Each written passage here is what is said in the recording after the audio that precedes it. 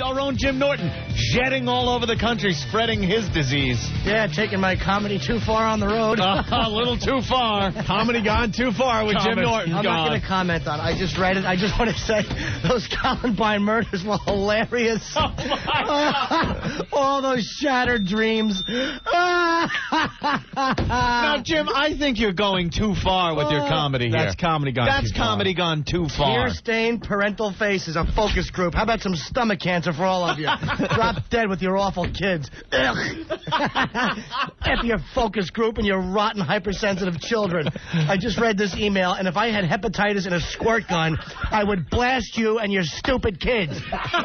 I'm so tired of comedians and entertainers being blamed for your failures as parents. I don't get any credit when these little scumbags are good in math. I don't want to take any responsibility when they put on trench coats on Hitler's birthday, which I'm glad they do. Great point. I don't want credit either. I don't want credit for your children's success. I'm not concerned with your kids.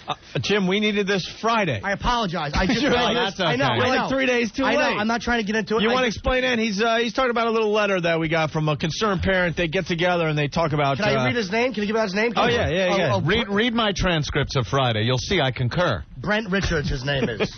Brent Richards. Good old Brent Brent, Richards. straightening out the community. What an annoying They dad get he together, might a be. bunch of parents, and they form a circle and they discuss radio shows like ours and It's a and parent comedy group. like Jim Norton's. It's a parents group, so what they do is sit around and discuss things they feel affect their lousy children. Yep. And instead of maybe blaming themselves for their own parental inadequacies, they turn around and blame comedy and radio shows, TV, movies, video games, everything else except the fact that maybe their children are building bombs and planning to shoot up their school in their garage, and they have no clue about it until it happens. You neglectful, middle-class scumbags. I have no mercy for any of you. If your kids can't handle the radio, then be firm parents and turn it off or tell them to pony up and get pistols. I'm so tired. I don't care about your dumb kids. Yes. I just don't care about it. effing O. Ugh. We all sit around. And how many of these parents... How many of you take your kids to the church regardless of what these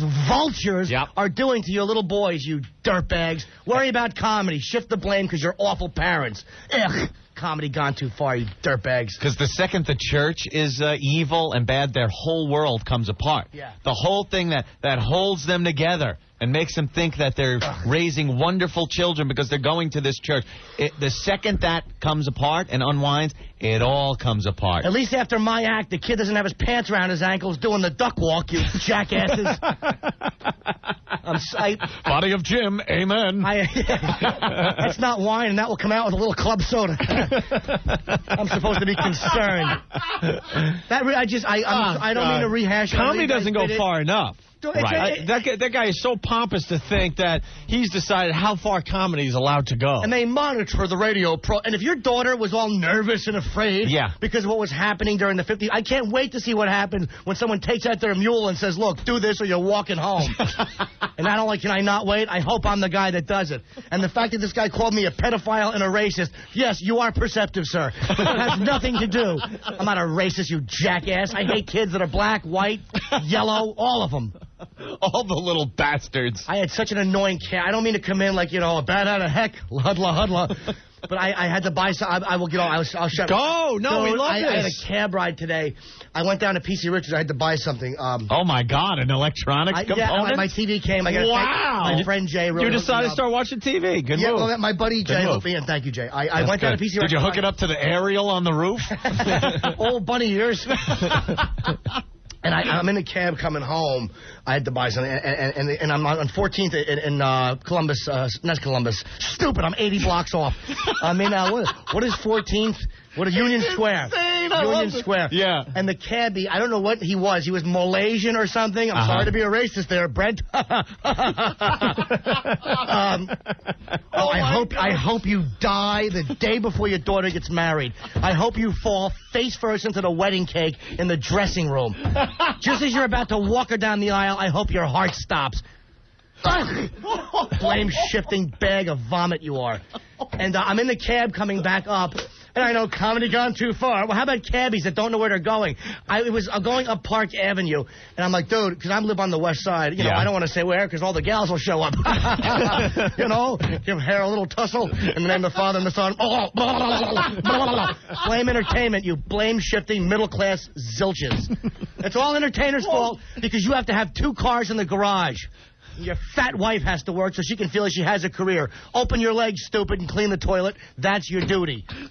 Let husband go out and do his banking job or whatever it is he does. Scumbag.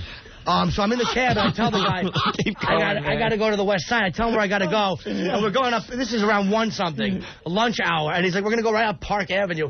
And it took me 40 minutes to go up Park Avenue. Oh, my God. And over 40. Why didn't we just go to JFK Airport and then double back?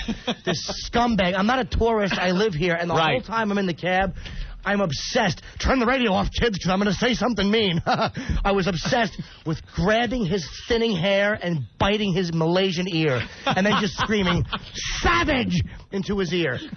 Into his bloody hole. Into his bloody hole. That used to be an ear. I wanted to grab. He had thinning Squiggy from Laverne and Shirley. Old cancer head. That's what I kept thinking. His thinning 1950s. He had like Rumsfeld hair, and I wanted to bite his effing ear. Oh, I'm just kidding, kids. I didn't mean really bite his ear. I meant in a fun radio way. And Al Pacino's not really a Cuban drug dealer. And you know, Marlon Brando was never really a mafia don. You dummies. You and your dumb high school kids. Columbine happened because of protective parents like yourselves forcing your kids away from you. Yeah. You did it. And turning their heads because it can't possibly be my kid. Can't be my kid. I'm such a great parent. What was John Walker's favorite comedy program? Huh? What was that? Yeah. What did he listen to when he shipped off to Afghanistan to start hating Americans? Yeah, I'm sure it was a radio show. It wasn't the fact that his parents were such dysfunctional pieces of crap that he left and decided to start contributing to a war against all America. And this guy I'll get off this. Imagine, if you will. Imagine if you know you're dealing with a pompous ass when someone says, imagine if you will. This is not Unsolved Mysteries, you jizzbag. Pitiful portrait of a lame-ass, low-life loser. Exactly. Imagine if you will in the Twilight Zone. One of your young listeners, imagine if you will, one of your young listeners performing the same violent acts on women as you profess to find funny. You're right, it wouldn't be funny. I would pull down my trousers and do a little bag whacking if I heard about that. You jag off with stupid kids. We were talking about that same line, and if you have consenting adults, and the guy says to the girl, hey, you want to get in a 55-gallon drum, I'm going to dump stuff on you, you scream a little, and then I pull you out and we have some sex or something. He has a problem with that? Somebody doing the same thing we did here? Did we abduct people from the streets, shove them in a barrel, and start putting food products on them? Contrary to my suggestion, no, I know, exactly. Contrary to what we wanted to do. The way it was presented on the air and the way it was these girls came in of their own accord and had a great time doing it. It was a lot of fun. The guy doesn't seem to realize that. He thinks we brought them in at gunpoint. Again, one of Jim's suggestions. Yeah, exactly. And did this to him. He's a low-life loser, know nothing. And here's and the thing, you're arguing logically, and logic does no good because what happens is this guy and his group, they're based in dishonesty. They're based in intellectual arrogance and blame shifting. So that you can't argue logically with a garbage they'll just like this. Shift it somewhere else. Somewhere else. All I'm going to say is if you're a member of a group like this and you're doing good things for your kids, good for you. But if you're attacking entertainment, I hope your kids are pregnant young and I hope they're failures and then you find out they don't even like this show. And if they can't handle it, they're weak and you're bad parents.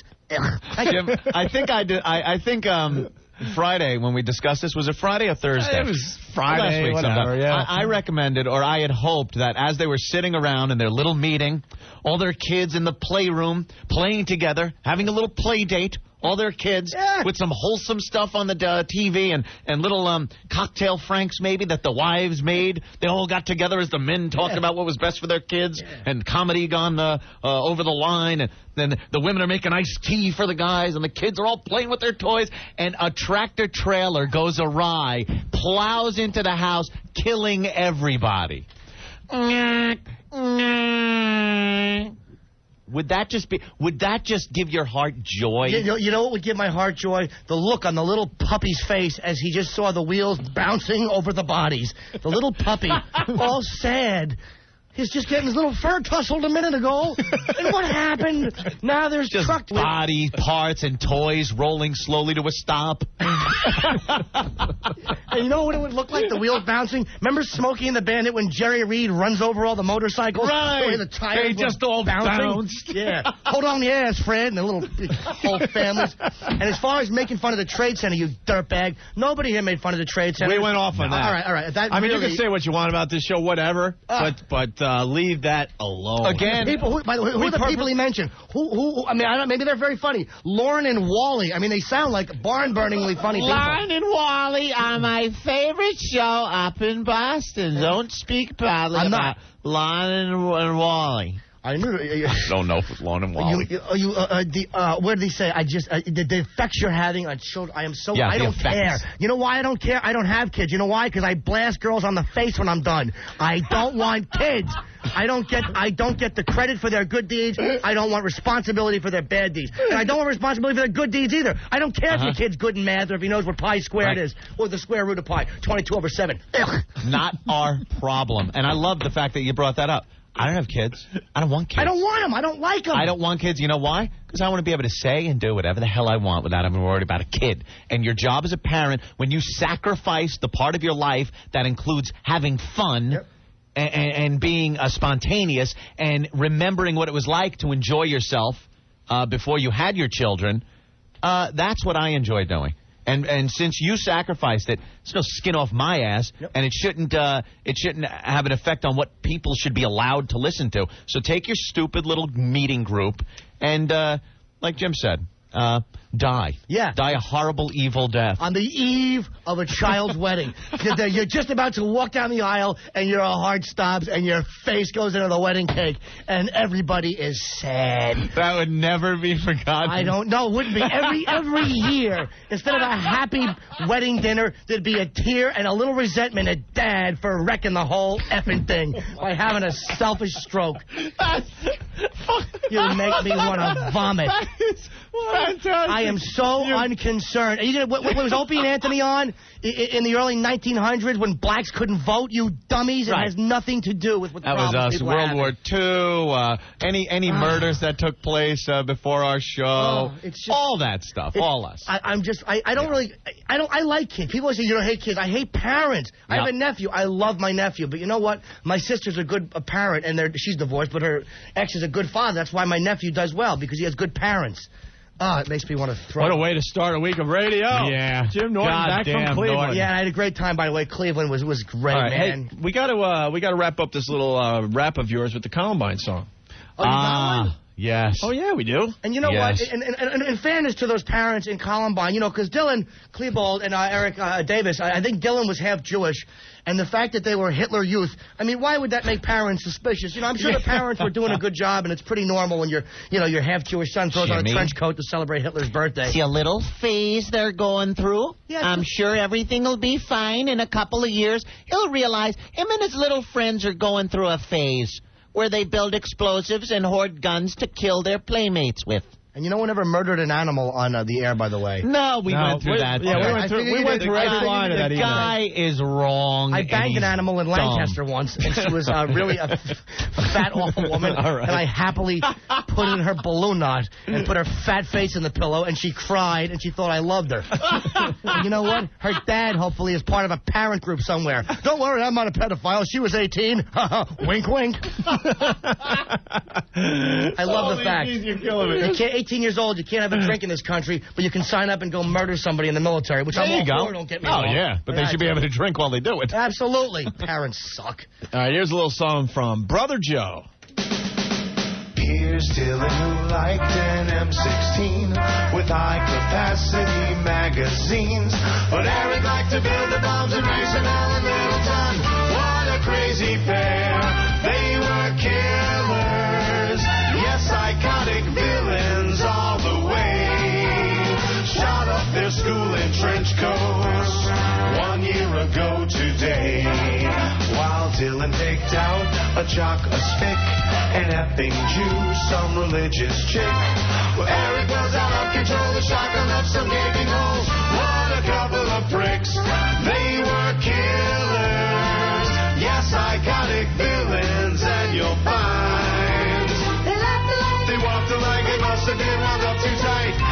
they took their own lives. They were killers. Blues at Columbine.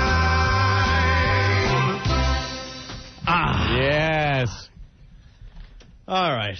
Madcap humor. Is that what you want? A little madcap humor? Did you read that? Yeah. He says, the madcap humor is okay. I have an idea for some madcap humor. How about we take your wife and we shove a horn in her C and then we punch her stomach and it goes, wah, wah. Yeah. Poof. I hope you grow up and your womb is barren. Wow. Hey, look at that. Was that hurt in the theater? Why don't you dig up Red Skelton and eat his ass?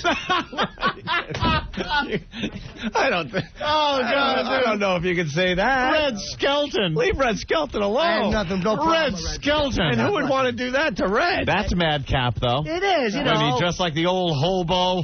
Years ago, comedians didn't have to curse to be funny. You know what else they didn't do years ago? Fly from coast to coast in 6 hours. It took 12 days. A lot of things they didn't do years ago, stupid. Like live past the age of 40. Then again, that's stupid because Bob Hope is old. I really should shut my yap. That's it, stupid. One step too far. All right. Everyone was on my side, and then me and my meat breasts have to push it one step too far, and I lose everyone. That's it, thin lips. Keep talking. Oh, that Brent is right. I'd like to give him a kiss right on his mouth. Why are you kissing my father against his will? Because I can. Yeah, and I love concerned parents. You know I love about concerned parents when they go to hockey games together. That's what I love when Oh, my God. Hey, my son wants to play hockey. Mine, too. All right, well, you're dead and I'm going to jail. Good. I hope they were part of a focus group for parents. It was radio or TV that made him do that. Yeah, exactly. Yeah. And the fact that he was just a big dope. Wow. Two concerned fathers, hey, my kid's better than yours. Why couldn't they just be like normal parents and go into the bathroom and make a little comparison and tussle each other's hair and laugh it off? Hey, loser buys the winner a beer. Little helmet jousting. Tug, tug. Hey, we look at our kids' pictures. We don't make eye contact because we live for them, don't we? Come on. You put your kid in the bag. I put mine.